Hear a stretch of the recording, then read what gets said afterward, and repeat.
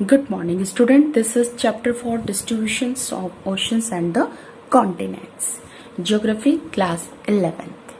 आज human being जिस development के साथ है, क्या पास्ट में वो ऐसा ही था?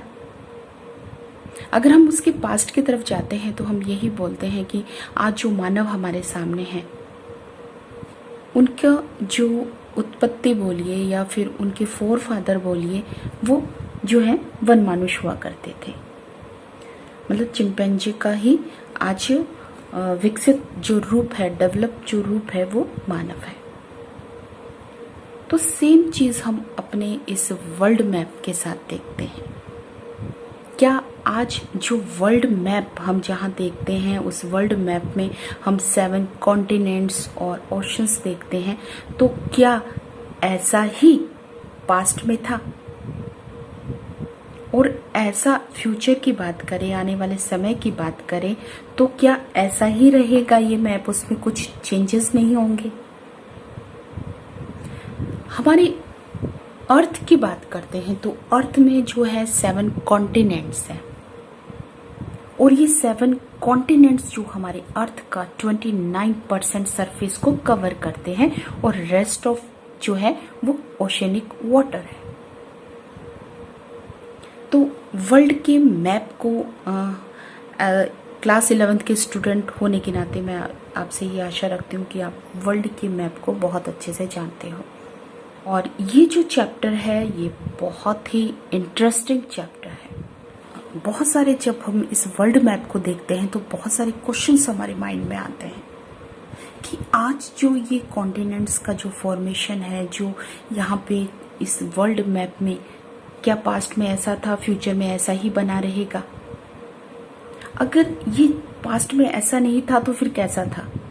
और ये चेंजेस हुए हैं तो क्यों हुए हैं और कैसे हुए हैं? Okay, why and how do they changes their position? What were their position in the past? ये क्वेश्चंस जो है हमें ये चैप्टर इनके आंसर देता है। तो देखिए, चैप्टर हमने कहा कि बहुत इंटरेस्टिंग है। तो सबसे पहले चैप्टर को शुरू किया गया है कॉन्टिनेंटल ड्रिफ्ट के बारे में। देखिए, लेकिन इससे पहले मैं आपको हमारा जो प्रीवियस चैप्टर था जिसमें हमने interior of the earth study किया था, तो इंटीरियर ऑफ अर्थ में हमने बताया था कि हमारी जो अर्थ की जो आउटर लेयर है वो क्रस्ट है, और जो क्रस्ट है उसी पे हमें बहुत सारे जो लैंड मास वगैरह जो है वो देखने को मिलते हैं।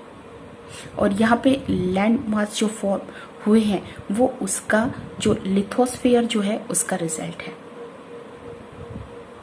तो आज हम स्टडी करते हैं यहाँ पे जो ये कॉन्टिनेंट्स है, जो क्रस्ट में आपको कॉन्टिनेंट्स दिखाई देते हैं, तो क्या है ये और ये कैसे अलग हुए हैं?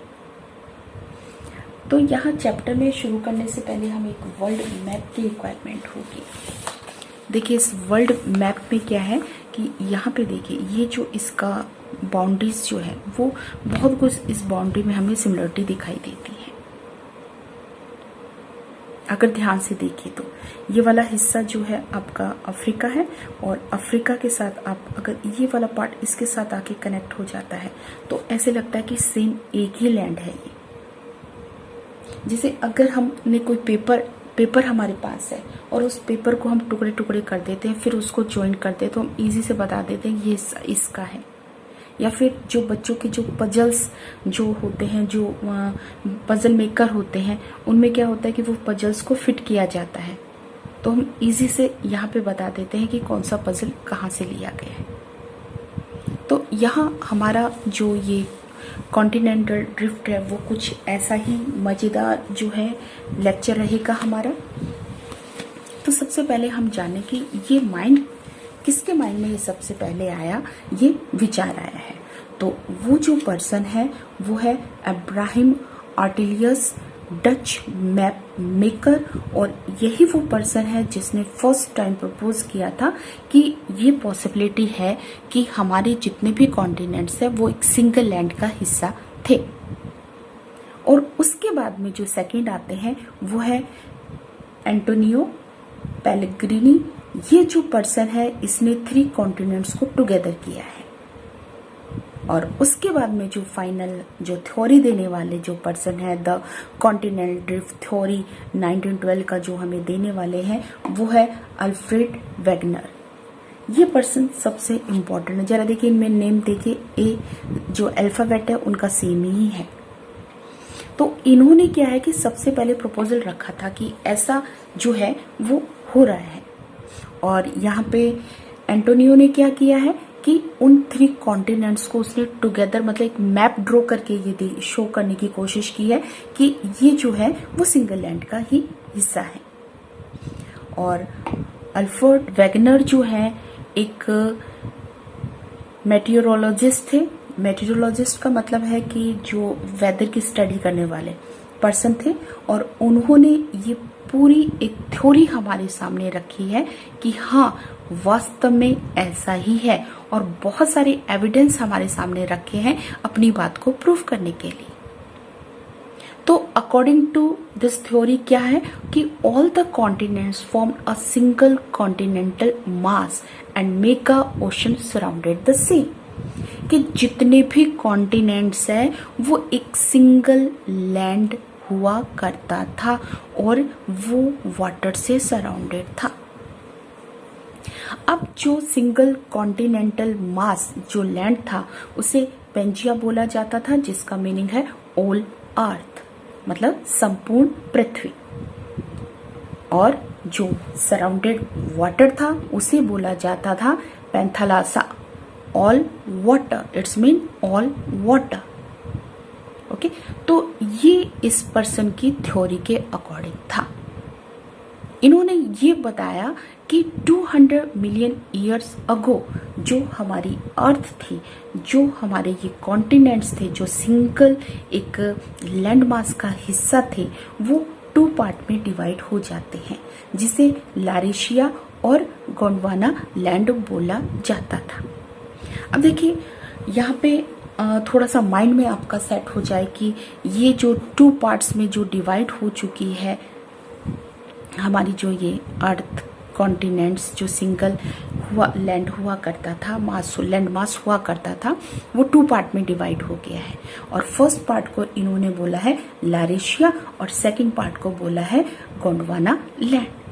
तो गोंडवाना जो लैंड है उसमें कौन कौन से कॉन्टिनेंट्स आ रहे हैं? तो उसमें आपका Australia, Africa, south America, Antarctica और हमारा इंडिया भी उसी का हिस्सा है। अब उन्होंने अपनी बात को प्रूव करने के लिए बहुत सारे जो है एविडेंस हमारे सामने रखे हैं। अब ये एविडेंस क्या है? देखिए ये एविडेंस जो है वो इसको प्रूव करते हैं कि हाँ वाकई ही जितने भी वास्तव में रियली जितने भी ये कॉन्टिनेंट्स है, ये 7 कॉन्टिनेंट्स है, वो एक सिंगल लैंड का ही हिस्सा था। तो फर्स्ट उन्होंने हमारे सामने दिया है कि द मैचिंग ऑफ कॉन्टिनेंट्स।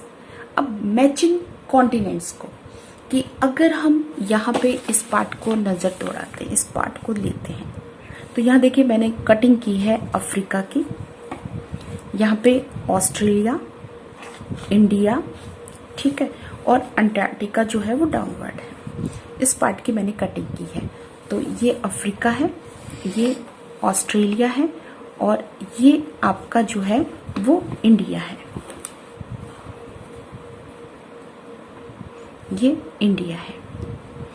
अब मैचिंग इन कॉन्टिनेंट्स की मैचिंग क्या है ये देखिए, अगर इस अफ्रीका को साउथ अमेरिका के साथ जोड़ा जाए और ये ऑस्ट्रेलिया है और इस ऑस्ट्रेलिया को ये देखिए ऑस्ट्रेलिया को ऐसे इसके साथ जोड़ा जाए और ये इंडिया,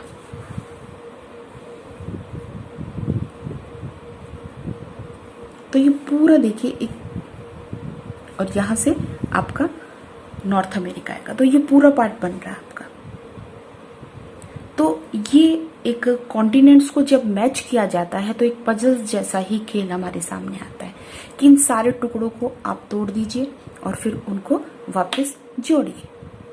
तो ये टेक्टोनिक प्लेट्स का जो रिजल्ट है, जो यहाँ पे जो फ्रैक्चर्स इन प्लेट्स में आता है और उसी का रिजल्ट है ये प्लेट्स जो है दूर दूर तक चली गई। तो यहाँ पे देखिए जो पर्सन था उसने जो मैप कॉन्टिनेंट्स को जोड़कर जो मैप बनाया था, वो नीचे का जो पार्ट है वो आता है आपका अंटार्कटिका। Okay, clear this.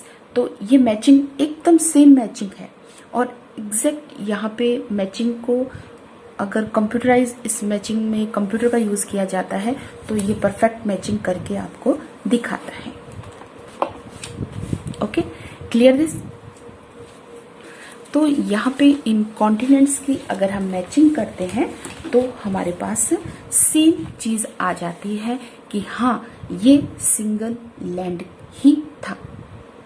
अब वो पर्सन जिसने कंप्यूटराइज इसको किया था वो पर्सन था बुलर्ड्स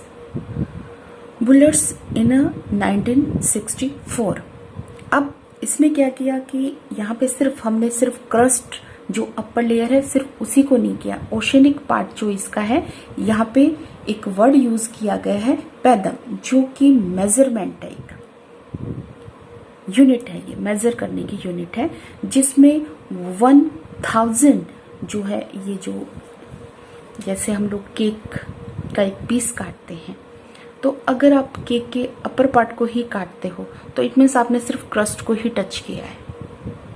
तो यहाँ पे 1000 मतलब उसका पूरा पीस काट कर उन्होंने उनके नीचे की साइड का जो कटिंग है, नीचे की साइड की जो मैचिंग कॉन्टिनेंट्स के साथ की है। तो इस बात को इन्होंने प्रूफ किया है।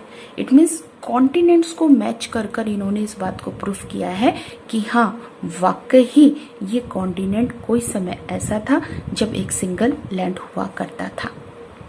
अब दूसरा है rocks of same age across the ocean.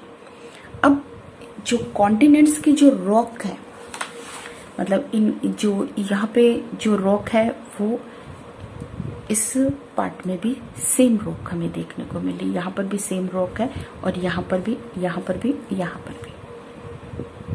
तो ये क्या बताते हैं कि सेम अगर इनकी एज, रॉक्स की प्रॉपर्टीज की बात की जाए तो वो भी सेम है और यहाँ पे रेडियोमेट्रिक डेटिंग जो मेथड है उससे इन रॉक्स की एज का पता किया गया है तो वो भी सिमिलर है। तो कैसे एक ही समय इनकी एज एक है? तो यहाँ पे उसके पीछे रीजन है कि ये एक ही रॉक थी जिनके यहाँ पे छोटे छोटे पार्ट्स में वो डिवाइड हो गई थी। तो रॉक के जो प्रॉपर्टीज हैं वो सेम है, उनका जो एज है वो सेम है। ओके, यहाँ पे देखिए कितना गैप है दोनों के बीच में, लेकिन अगर एज डेटिंग जो मेथड है वो यूज करते हैं तो उससे पता चलता है कि इन सभी रॉक्स की जो है एज है वो सेम है। Next one is a tillite.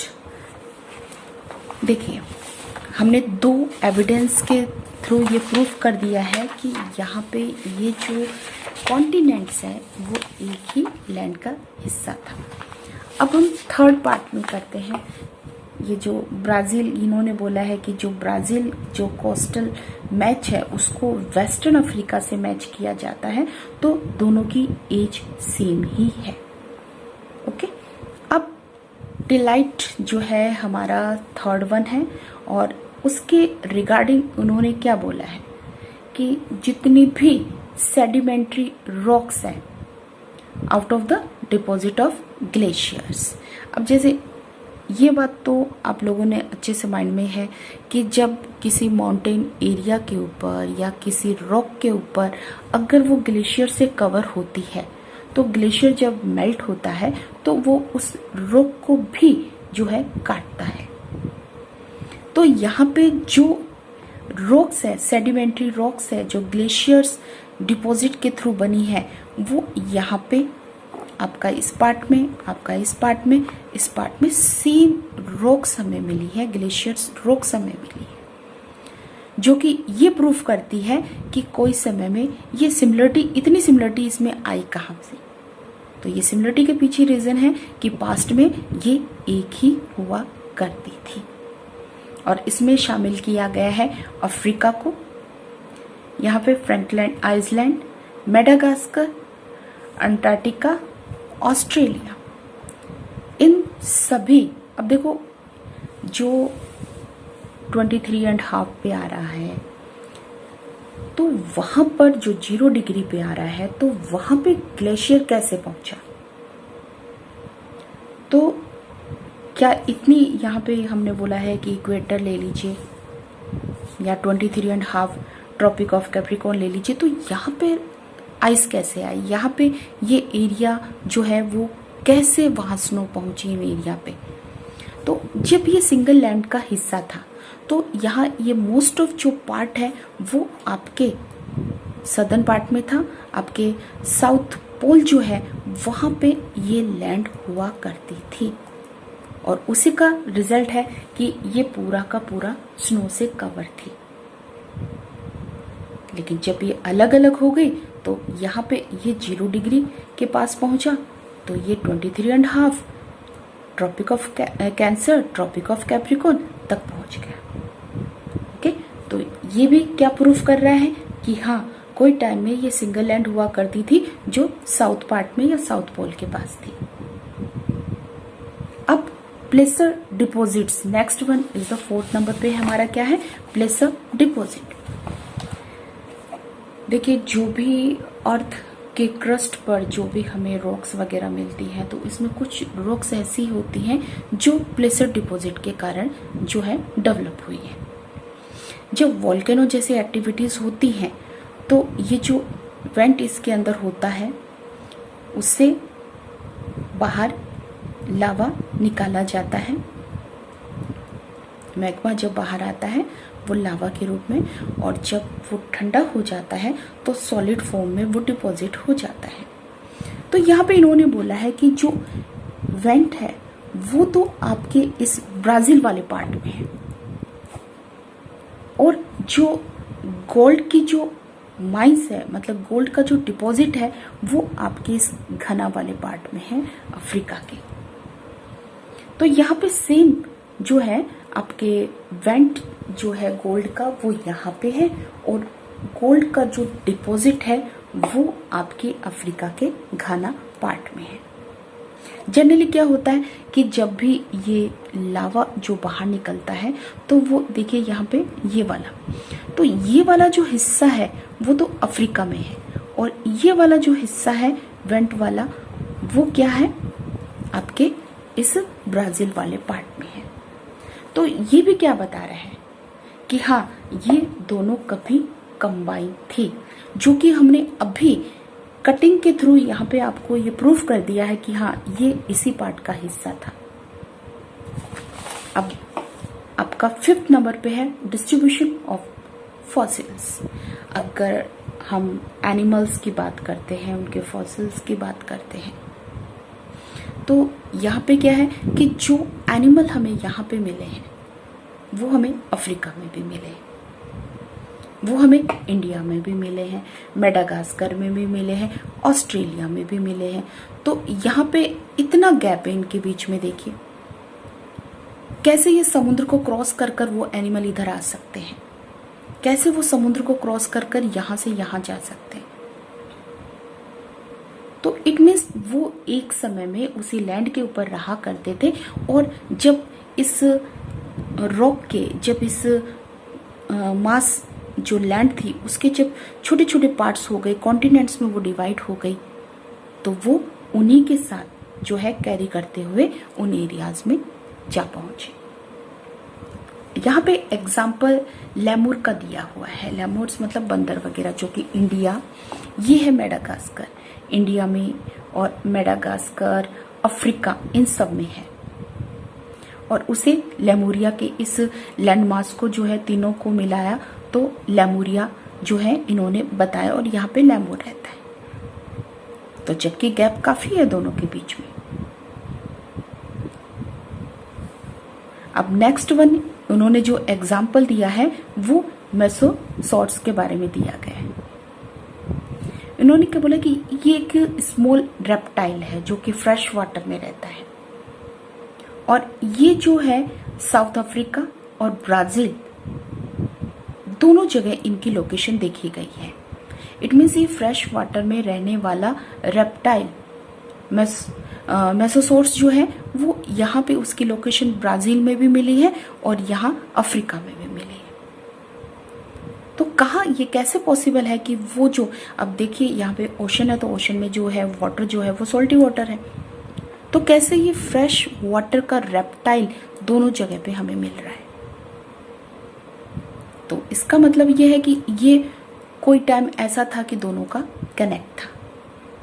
तो ये सारी चीजें क्या बता रही है, ये सारी चीजें बता रही है हमें कि हाँ ये एक सिंगल लैंडमास था।